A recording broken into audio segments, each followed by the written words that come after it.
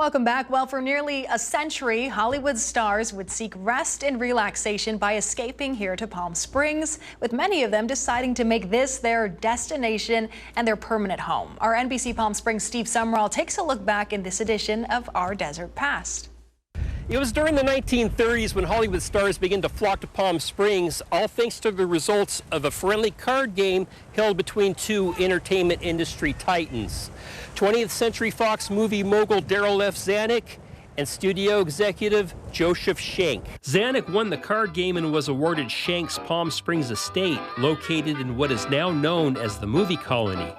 Zanuck would entertain several film stars, studio heads, and various celebrities at the compound with its enormous guest house and a bar-centered great room. Many of these guests would be inspired to build their own vacation home in Palm Springs.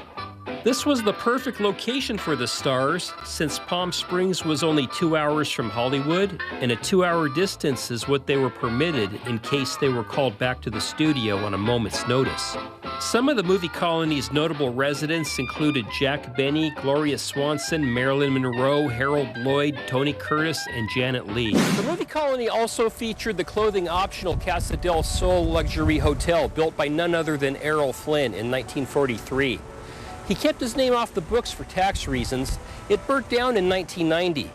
Today, this is the site of the also clothing-optional Desert Sun Resort. On the left up here, 1188, the red brick sidewalk. This is the home where Bob and Dolores Holt actually stayed. This is footage from a ride-along with a Palm Springs celebrity tour bus back in 2009. This home on the left here was owned at one time by the billionaire recluse, Mr. Howard Hughes. The left coming up here was owned by a very famous lady. She lived here. We always say she used to fly in circles around the top of this house. Miss Mary Martin, a la Peter Pan. This home originally was a hotel, a small hotel.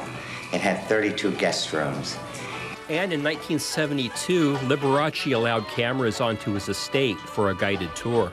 The most priceless possession in this room is the Louis XV desk, which was presented to Tsar Nicholas II of Russia, and on which the Franco-Russian alliance was signed. As you can see, the dogs have the run of the house. Everybody says you have 2 beds in your bedroom. Well, one of them's for the dogs.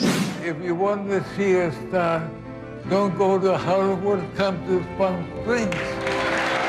Kirk Douglas and his family were longtime Palm Springs residents as well.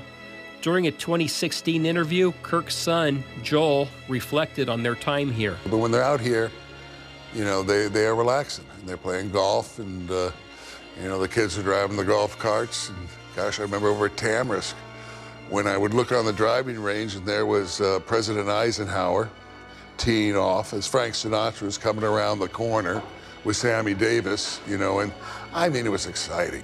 And finally, this Class 1 historic site features a 1930 home built in a Spanish Andalusian farmhouse style.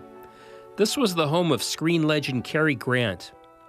We spoke to that home's current owner back in 2011. Cary Grant could have lived at the Taj Mahal. He could have lived anywhere in the world. He chose this elegant, simple, uncomplicated estate to spend 20 years here. As you can feel inside these walls, you could be anywhere in the world. You'd never know, but you were just steps away from busy Palm Springs. For Our Desert Past, Steve Sumrall, NBC Palm Springs, News First.